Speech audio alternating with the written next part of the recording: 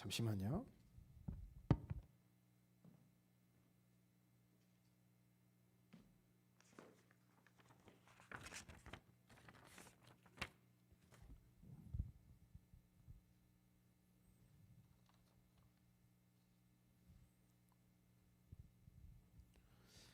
우리 하나님의 말씀은 마가복음 보겠습니다.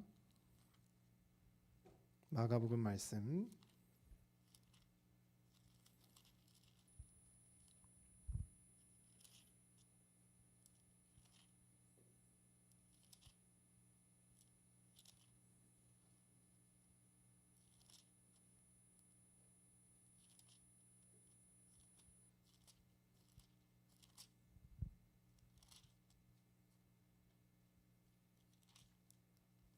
마가복음 말씀 8장 27절입니다.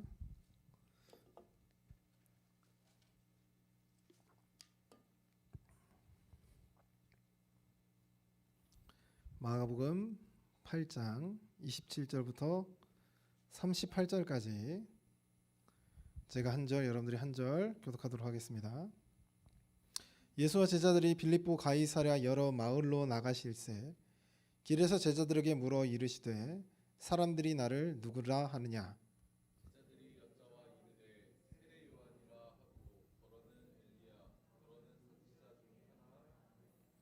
또 물으시되 너희는 나를 누구라 하느냐? 베드로가 대답하이르되 주는 그리스도시니이다 하매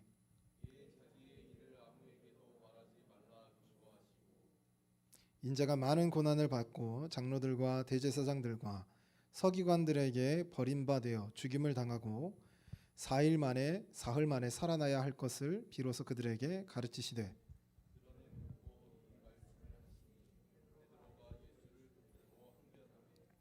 예수께서 돌이키사 제자들을 보시며 베드로를 꾸짖어 이르시되 사탄아 내 뒤로 물러가라 네가 하나님의 일을 생각하지 아니하고 도리어 사람의 일을 생각하는도다 하시고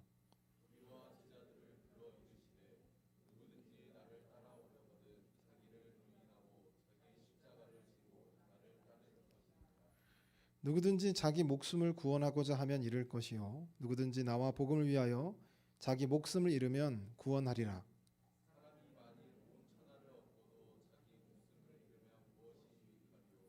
사람이 무엇을 주고 자기 목숨과 바꾸겠느냐? 누구든지 이 음란하고 죄 많은 세대에서 나와 내 말을 부끄러워하면 인자도 아버지의 영광으로 거룩한 천사들과 함께 올 때 그 사람을 부끄러워하리라. 아멘. 할렐루야. 우리 옆 사람에게 한번 물어보겠습니다. 조용히 물어보세요. 또 부끄러울 수 있으니까. 우리 집사님, 우리 형제님, 우리 학생들은 꿈이 뭔가요? 한번 물어보세요.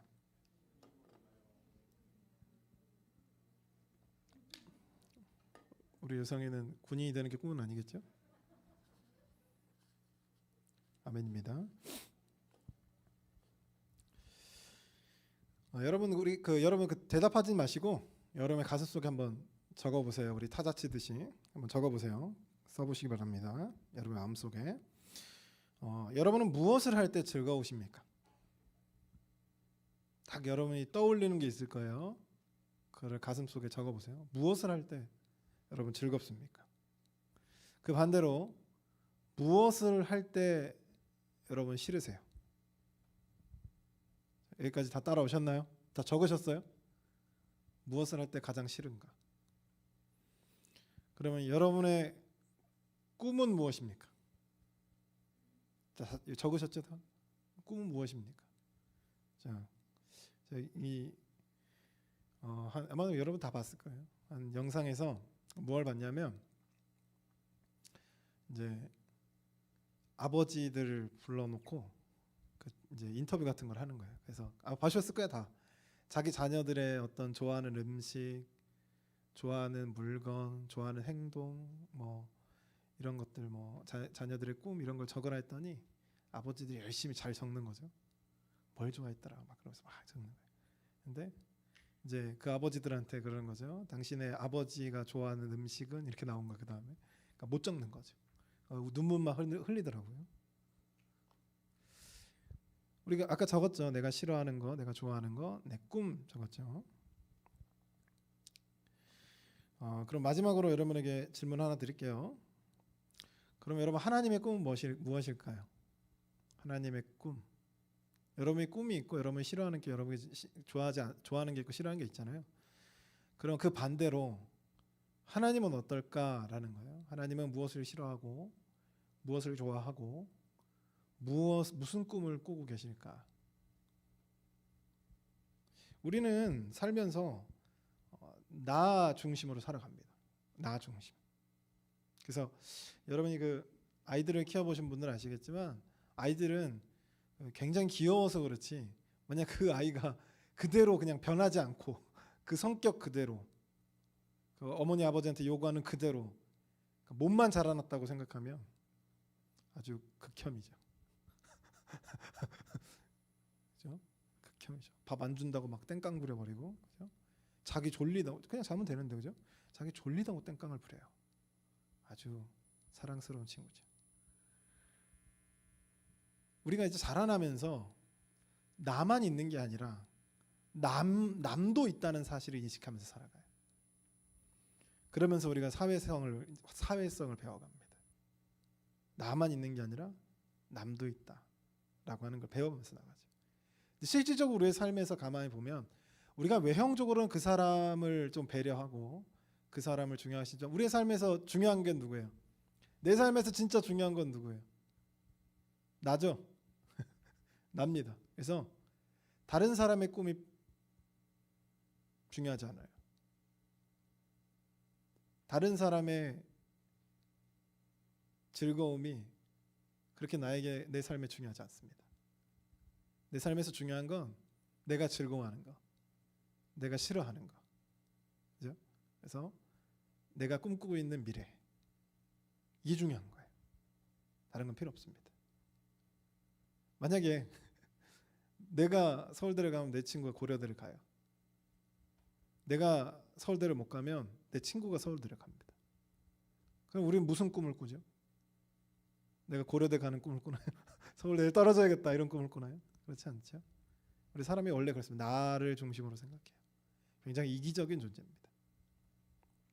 그래서 나밖에 몰라요. 내 꿈은 적을 수 있을지 몰라도 내 부모의 꿈을 적을 수는 없습니다.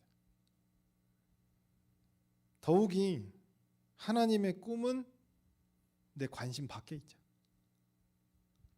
그래서 하나님이 이렇게 얘기하고 저렇게 얘기해도 나에게 들리지가 않는 거예요. 제자들의 만류에도 불구하고 십자가로 예수님이 갑니다. 오늘 본문에서 예수님이 제자들에게 첫 번째로 내가 십자가에서 죽을 것이다 이 얘기를 하시거든요. 이 제자들의 반응이 어떠냐 하면 그건 말이 안 됩니다. 그건 말이 안 됩니다. 당신이 죽으러 간다는 건 말이 안 됩니다. 아니 그건 안 돼요. 그냥 안 되는 사실입니다. 심지어는 베드로는 예수님보다 그 나이가 많아요. 베드로가 예수님을 붙들고 좋게 말해서 항변을 하지 얼굴 시빨개져 가지고 아마 욕을 뱉기 직전까지 그렇게 피를 토하는 심정으로 얘기하고 있었을 거예요. 그렇게 반대했습니다. 제자들의 만류에도 예수 그리스도는 그렇게 십자가로 가려고 하셨던 거죠. 대체 예수님의 꿈은 무엇이었을까? 여러분 예수님의 꿈이 뭐였죠? 우리 꿈, 비전 이런 거 좋아하니까. 예수님이 꿈이 뭐였을까요? 너무 그냥 간단하게 얘기하면 십자가에서 죽는 거였습니다. 십자가에서 죽는 게 예수님의 꿈이었어요. 예수님의 능력도 있고요. 싫으면 안 해도 됩니다. 뭐 싫으면 오지도 않았겠지. 싫으면 안 해도 돼요. 그 십자가에 달려 있는데 마음에 안 들어요? 십자가 그냥 뿌리치고 내려올 수 있어요. 근데 예수님이 그거 다 감당해냅니다. 왜요? 그게 예수님의 뭐니까요? 꿈, 비전이니까요. 그러려고 오셨어요. 더 정확하게는 그 십자가를 통해서 우리를 살리고 싶었던 거죠. 그게 예수님의 꿈이었습니다. 그러기 위해서 그 고난과 역경들을 다 이겨냈던 거예요. 그러기 위해서. 예수님의 꿈을 이루기 위해서. 우리가 지금 2000년대 들어오면서 사교육 얘기가 참 많이 나왔어요. 그러니까 지금 2022년도잖아요. 이제 밀레니엄이라고 해서 2001년 넘어가는 그 시점, 1999년, 2000년, 2001년 이렇게 넘어오는 그 시기 때 사교육이라고 하는 그 전에도 사교육이 있었거든요. 근데 사교육이 굉장히 열풍이 불었습니다. 열풍이 분다는 얘기는 사교육비가 사람들이 깜짝 놀랄 정도로 사교육비가 든다는 것을 뉴스를 통해 사람들이 접하기 시작했던 거죠. 그 이제 1800년대, 1980년대까지만 하더라도 뭐 사교육비에 1000만 원 쓴다? 정신이 나간 사람이거든요. 정신이 나간 사람이거든요. 왜냐하면 그때 당시에 여러분 생각해 보면 그 3명, 그때는 3명도 많이 있었고 4명도 많이 있었고 그럴 시대인데 한 사람당 1000만 원씩 들으면 얼마예요? 4천만 원. 4천만 원이에요, 그죠? 이건희 회장만이 가능한 일입니다. 그러니까 1980년대에는 그 학구열은 높았지만 사교육비가 그렇게 막 엄청 높다 이 정도는 아니었는데 아마 그쯤부터 올라갔을 거예요. 뉴스에 나온 거는 후지만 아마 그 전부터 올라갔겠죠. 체감상으로 더 일찍이었을 겁니다. 뉴스화된 건 좀 뒤에겠지만 그 넘어오면서 사교육비가 문제가 됐어요. 그래서 이제 그 뉴스에서 조명을 했던 그 내용인들이 뭐였냐면 왜 그렇게 사교육에 이렇게 혈안이 되어 있는가? 그거였죠. 이제 몇몇 사람들만이 그런 게 아니라 전부 그 문화 자체가 그렇게 돼버려요. 지금도 마찬가지죠. 지금은 좀 이렇게 정부에서 여러 가지 방법으로 좀 낮추려고 많이 노력을 하다 보니까 낮아졌지만 이제 저는 서울에 있는 그 고등학교를 다닐 때 저는 상상도 못했지만 뭐 과외가 500만 원, 과외가 300만 원, 한 과목이에요. 일주일에 2시간 만난대요. 근데 500만 원, 300만 원을 제 친구들이 그렇게 만나고 다니는 거예요. 깜짝 놀랐어요. 깜짝 놀랐어요. 그 돈을 쓸 수 있구나. 근데 가만히 들어보면 그 가게 형편이 뭐 부자가 아닌데 그렇게 쓰고 있는 거예요. 빚을 내서라도 교육을 하는 거죠. 아마 부모님들의 입장에선 그게 이해가 될 거예요. 왜 그러죠? 왜 그런 거예요? 아니 그 돈을 여러분이 한 달에 1억 벌어가지고 그 중에 한 10분의 1인 1000만 원 정도 교육비로 쓰겠다. 이거는 상관없는데 여러분이 500만 원을 벌어서 여러분의 이제 아내와 남편이 동시에 벌어가지고 500만 원을 벌어서 자녀들에게 450을 쓴다니까요. 왜 그러는 거죠? 왜 그렇게 아이들의 교육에 진심이었을까? 이제 그 인터뷰에서 그 부모님들의 마음이 전달이 됐는데 자녀들이 자신과 같은 삶을 살지 않기를 바래서 그랬대요. 자신처럼 힘들지 않기를, 고생하지 않기를, 가난하지 않기를. 이게 뭐예요? 부모님의 꿈이었던 거죠. 모든 돈을 들여서라도 자식 교육에 매진했던 거, 집안 뿌리까지 흔들리면서까지 그렇게 했던 거는 자녀의 미래를 위해서라면 이 정도는 내가 견딜 수 있다. 왜? 이게 내 꿈이니까. 예수 그리스도도 그러한 마음으로 십자가로 걸어갔겠죠. 그것이 예수의 꿈이었으니까. 그런데 제자들의 꿈은 달랐어요. 예수님의 꿈은 십자가에 죽어서 그들을 살리는 거였지만 제자들의 꿈은 달랐습니다. 예수님과 다른 꿈을 꿨던 제자들은 예수님이 왕이 되면 자기가 한 자리 차지하거나 또는 그에 준하는 위치에 서 있거나 그럴 줄 알았거든요. 가룟 유다 같은 경우는 명백하게 이스라엘의 독립을 꿈꿨습니다. 근데 어느 순간 보니까 예수의 목적지, 그러니까 예수의 꿈과 자기의 꿈이 다른 거예요. 그래서 예수를 어떻게 했죠? 가룟 유다가 어떻게 했어요? 예수를 팔았죠. 돈 주고 팔았습니다. 베드로도 마찬가지였어요. 오늘 보면은 항변했던 베드로도 마찬가지였어요. 적어도 예수가 십자가에 죽는 게 베드로의 꿈은 아니었거든요. 그래서 베드로가 어떻게 했냐면, 너무나 잘 알죠? 닭이 울기 전에 어떻게 했어요? 3번 부인했습니다. 마지막에는 흔히 말해서 그냥 욕을 했어요. 예수님 욕을 했습니다. 예수님이 잡히셨을 때, 붙잡히셨을 때 제자들, 그 많던 제자들 다 어디 갔어요? 예루살렘 성전에 예수님께서 들어오실 때 예수님을 호산나 다윗의 왕, 다윗의 후손이여라고 했던 그 사람들 다 어디 갔습니까? 아니 적어도 예수님을 끝까지 따라다녔던 12 제자들은 다 어디 갔어요? 예수님이 붙잡히셨을 때 다 도망갔습니다. 만약에 예수님과 같은 꿈을 꾸고 있었다면 도망가지 않았을 거예요. 십자가 옆에 있었을 겁니다. 근데 제자들은 도망갔어요. 예수만 그 꿈을 꿨기 때문이죠. 그런 혼자 걸어가시는 그 길 끝에서 혼자 걸어가실 것 알고 있었어요. 혼자 걸어가실 것 알고 있었어요. 혼자 짊어지실 거 알고 있었거든요. 다 안 따라올 줄 알았어요. 근데 그 제자들을 부르시면서 뭐라고 하냐면 나를 따라와라 라고 얘기합니다. 함께 가자. 그들이 비록 예수님 때, 예수님이 십자가에 못 박히실 때 도망가고 부인했지만 그들의 꿈이 이제 바뀌었죠. 무슨 꿈으로? 예수의 꿈과 같아졌어요. 그때 12 제자들은 예수님과 같은 삶을 살았습니다. 모든 성도들이, 초대교회 모든 성도들이 예수와 같은 길을 걸었고요. 지금 여기 이 자리에 앉아있는 여러분들도 뭐 크거나 작거나 큰 차이는 있겠지만 큰 차이는 아니고 차이는 있겠지만 같은 길을 가고 있죠. 여러분 요셉 이야기 아시죠? 꿈 하면 생각나는 사람 요셉이거든요. 요셉이 어렸을 때 꿈을 꿨습니다.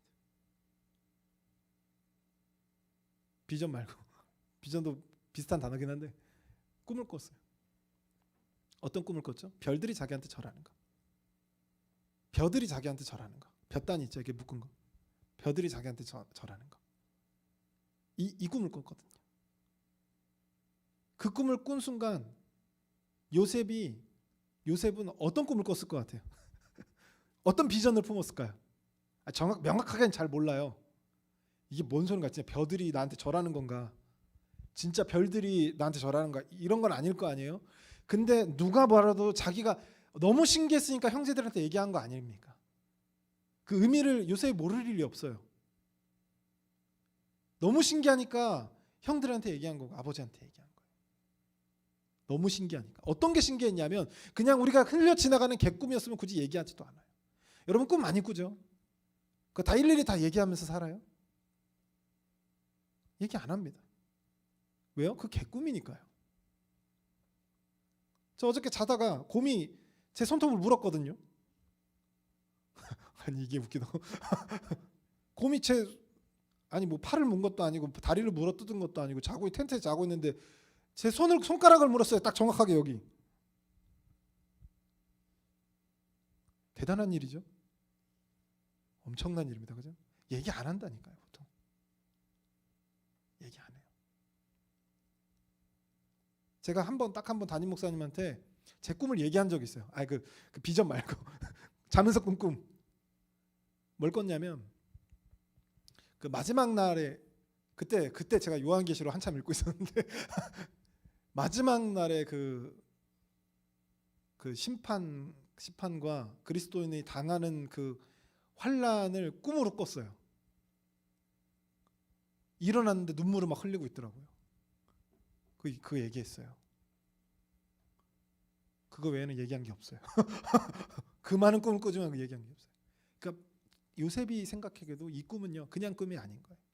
범상치 않은 꿈이고, 아니 우리가 듣기에는 그냥 그냥 개꿈이잖아요. 벼들이 절하고 별이 전한 거잖아요. 그게 개꿈이거든요. 근데 요셉은 자기가 꿨을 때 그거는 개꿈이 아닌 거예요. 그냥 지나가는 꿈이 아니었던 거예요. 그래서 가슴 속에 품은 거죠. 이해가 되시나요?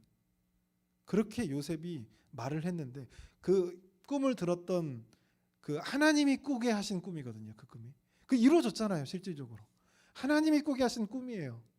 그래서 요셉이 신기해서 얘기한 거예요. 하나님의 꿈입니다. 형제들의 반응이 어땠나요? 야, 이 꿈꾸는 자야 라고 놀립니다. 죽이려고 하죠. 노예로 팔아버렸습니다. 요셉은요 그렇게 팔려가고 어렵고 힘든 일이 왔음에도 그 꿈을 잊지 않았어요. 아마 형들은 다 잊었을 거예요. 아버지도 잊었을 겁니다.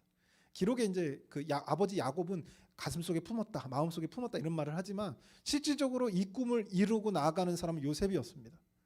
근데 요셉의 인생을 좀 보세요. 요셉은 절대 그렇게 살 수 없는 사람, 형제들에게 버림받았습니다. 인생이 끝난 거예요. 근데 그 속에서도 어떻게 하나님의 인도하심을 통해서 보디발 장군의 집에 들어가죠? 그 피라미드 짓다가 피라미드 집까지 중간에 죽어야 되는 그런 노예 생활. 피라미드 짓다가 엄청난 노예들이 죽었거든요. 그 중에 한 사람이었어야 되는 거예요. 근데 봤더니 이 사람이 그 똑똑하고 뭐 잘생기기도 했겠지만 일반 노예가 아닌 것처럼 보였던 거죠. 보디발 장군의 집에서 이제 일을 하게 된 거예요. 아주 편안한 삶을 살게 된 거죠. 거기서 정말 열심히 했던 거예요. 거기서 이 보디발 장군의 아내가 유혹을 합니다. 얼마나 잘났으면 그렇겠어요. 그 꾀죄죄한 노예들에게 뭐 여자들이 뭐 그런 이성적인 호감을 느끼겠습니까? 요셉에게 접근을 했던 거예요. 근데 요셉이 보통 종들이 거기서 거부할 수가 없어요. 종이 뭔데 거부를 해요? 제가 그 교회에서 강아지들을 많이 키웠잖아요. 동물을 좋아해서 고양이도 키웠는데 고양이에게 접종 주사를 맞아야 되는 거예요. 제가 그 이름이 루아였거든요. 그 루아에게 루아야 이제 너에게 내가 예방 접종을 할 거야. 조금 아플 수도 있다. 그랬더니 얘가 그 주사 바늘을 보고 머리가 똑똑한 친구라 벌써 느낌을 알았어요. 발버둥 치고 난리가 났습니다. 안 맞으려고. 그럼 제가 그 사람의 의견을 존중해서 오케이 안 넣어줄게 이렇게 얘기합니까? 그냥 바로 넣어버렸죠. 그 종들이라는 가축들이랑 동일해요. 만약에 나이든 노예는 노예로서 가치가 떨어져요. 동물보다 못한 취급을 받았습니다. 당시에 버려버렸거든요. 버리면 뭐 어떻게 굶어 죽어야지. 그렇게 노예예요. 우리가 생각하는 또 인격적인 그런 노예가 아니라니까요. 피라미드 짓다가 다리가 잘렸어요. 돌 때문에 버리는 거예요. 우리 유기견 많이 봤죠? 그런 것처럼 버리는 거예요. 노예가 그랬다니까요. 근데 노예가 감히 항변을 해요? 주인의 아내가 명령하는데. 근데 요셉이 뿌리치고 나왔다니까. 왜요? 왜요? 자기는 누구니까? 하나님의 사람이니까요. 하나님이 나를 통해 꿈을 꾸게 하셨거든요. 그 꿈이 이루어져야 되는데 내가 하나님의 사람으로서 하나님의 꿈을 이루어야 되거든요. 그런 삶을 살 수가 없어요. 거부하는 거죠. 요셉은 하나님의 꿈을 품고 정확하게 어떻게 이루어질지를 몰랐어요. 그러나 끝까지 그것을 품고 나갑니다. 자기가 형제들에게 버려져도요. 모함을 받아서 감옥에 가도요. 끝까지 그 하나님의 꿈을 붙잡고 나아가요. 결국 그가 총리의 자리에, 지금 우리나라로서는 총리고 미국으로서 부통령의 자리, 2인자의 자리에 앉았어요. 실질적으로 파라오가 모든 권세를 넘겨줬습니다. 그러니까 지금 이집트 제국의 실권이에요. 실권자. 어험하면 다 무릎 꿇어야 되는 거죠. 그런데 그 앞에 누가 등장해요? 형들이 와서 무릎을 꿇는 거죠. 그때 자기의 꿈을 기억하는 겁니다. 아, 이거였구나. 처음에 형들이 너무 미웠어요. 용서할 수 없었습니다. 근데 형들이 베냐민을 사랑하는 것을 보고 그들의 잘못을 뉘우치는 것을 보고 눈물로써 요셉이 호소하는 내용이 뭐예요? 당신들이 나를 이곳에 보낸 것이 아니라 누가 보냈다? 하나님이 보냈습니다. 그 꿈을 이루게 하시려고. 할렐루야. 요셉과 같은 사람, 하나님의 사람들은 하나님의 꿈을 이루면서 살아갑니다. 요셉이 그리스도인으로서 하나님의 사람으로서 끝까지 살아갈 수 있었던 이유는 그러한 삶이 하나님과 나의 꿈이 만나는 삶이었기 때문이죠. 여러분, 그 조선 말기에 우리나라가 이제 그 일제 점령당하는 그 과정 속에서 우리나라가 서양 국가들에게 어떤 별명, 그러니까 교회, 서양 교회들에게 어떤 별명을, 우리 조선이라고 하는 나라가 어떤 별명을 갖고 있었냐면 선교사들의 무덤이라는 별명을 갖고 있었어요. 그럴 수밖에 없는 게 복음이 통하지 않아요. 이게 불교하고 유교가 뿌리 박혀 있어가지고 다른 종교가 먹혀 들어가지 않습니다. 사고가 꽉 갇혀 있어요. 사고가 갇혀 있어요. 복음을 전하다 보면 그런 거 좀 느껴요. 어린 학생들은 잘 받아들이는데 나이 드신 분들일수록 뭐 믿음이 참 좋은 것 같은데 얘기하다 보면은 뭐 토테미즘이 막 부적이 막 나와요. 그죠? 막 갑자기 그래서 오늘 그 뭐 결혼할 때 뭐 해야 되는 거예요? 분명히 권사님인데 교회 결혼할 때 자녀 결혼시킬 때 어떻게 해야 되는 거예요? 궁합을 보러 가야 되죠. 이런 것들이 나온다니까. 그러니까 이게 바뀌기가 쉽지가 않아요. 사상이라는 것이, 생각이라는 것이, 사고가 갇히기 시작하면 거기서 나가기가 쉽지가 않습니다. 그러니까 우리나라가 좀 유교와 불교에 그냥 꽉 갇혀 있었던 거죠. 심지어 외국인에 대해서도 호의적이지 않은 나라예요. 왜냐하면 우리나라는 그 옛날부터, 우리가 기억할 수 없었던 그 옛날부터 지금까지 항상 외세의 침입에 시달려 왔던 나라입니다. 우리나라가 조금만 약해졌다. 그럼 막 쑥대밭이 되도록 그냥 침략을 해버려요. 조금만 방심했다. 그냥 왕이 끌려갑니다. 그런 나라였어요. 정말 처세술 하나로 살아남은 나라죠. 말이 좋아서 뭐 큰 나라를 섬기다 뭐 이러지만 처세술 뛰어나서 살아남은 나라. 우리나라 그 원나라가 그 몽고가 전 세계로 호령했잖아요. 유럽까지 막 정복해서 나갔죠. 유럽이 못 막았어요. 정신이 없었어요.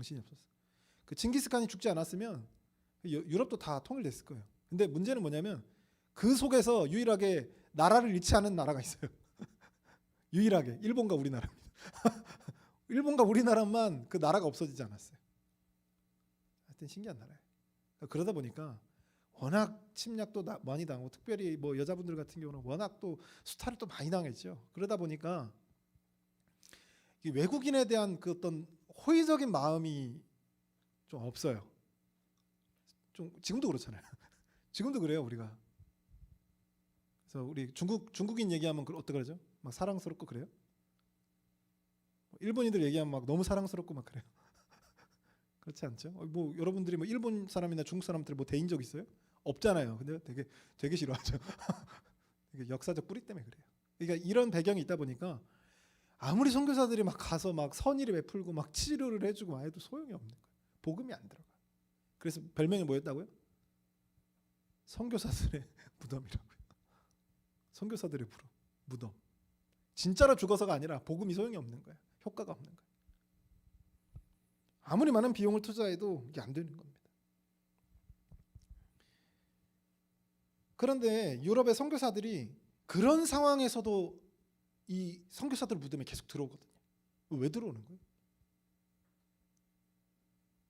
아니 심지어는 어떤 선교사는 조선이라는 나라가 어디 붙어 있는지 모르고 무작정 아시아로 향하는 사람들이 있었다니까요.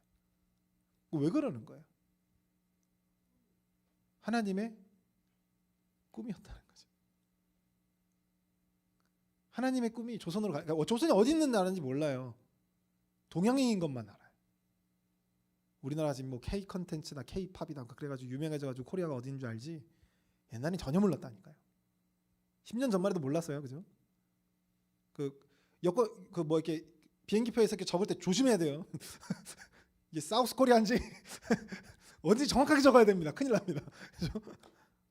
그만큼 우리 조선이라는 나라가 알려지지도 않았고 좀 회의적인 국가였어요.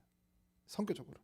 그런데 수많은 선교사들이 여기서 죽고 다치고 여기서 심지어는 뭐 죽을 때까지 여기서 선교하다가 가시는 분들도 계셨죠. 그랬던 이유는 단 한 가지입니다. 하나님의 꿈이 그리로 가라는 거예요.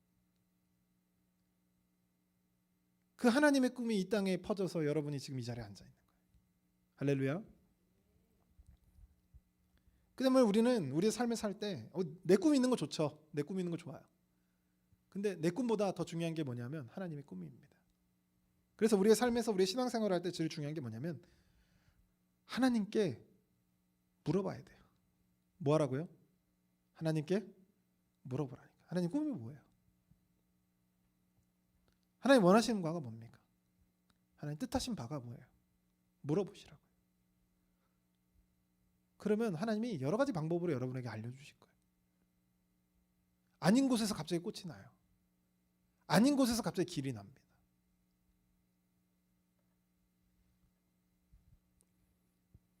그 과정을 통해서 우리는 하나님의 꿈이 내 꿈이 되어야 된다는 거죠. 하나님 꿈과 내 꿈이 다르면 어떻게 된다고요? 예수님을 팔아버린다니까요. 예수님을 부인한다니까요. 그래서 우리 신앙생활에서 가장 중요한 게 하나님의 꿈이 누구의 꿈이 되냐면 내 꿈이 되는 겁니다. 그래야 고난 중에서도, 어려움 속에서도, 환난 중에서도 우리는 흔들리지 않고 굳꿈을 향해 걸어 나갈 수 있어요. 누구처럼요?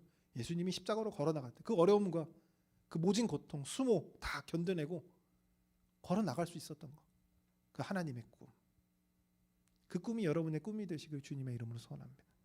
기도하겠습니다. 사랑의 하나님 아버지, 오늘 마가복음 8장 27절부터 38절의 말씀을 통해서 예수님께서 제자들에게 자신의 비전을 얘기하셨던 그 장면 속에서 제자들의 꿈과 예수님의 꿈이 달랐던, 그래서 그 결과가 어떻게 됐는지 오늘 말씀을 통해서 우리가 깨달아 나갑니다. 하나님이 말씀하면 우리가 이 말씀을 기억하게 하여 주시고, 이 말씀을 통해서 다시 한번 내 삶에 하나님의 꿈을 꿈꾸는 그런 놀라운 삶으로 살아갈 수 있도록 역사하여 주시고 붙들어 주시옵소서. 이 모든 말씀 우리와 함께 해 주실 줄 믿고 예수 그리스도의 이름으로 받들어 기도드리옵나이다. 아멘. 우리 찬송가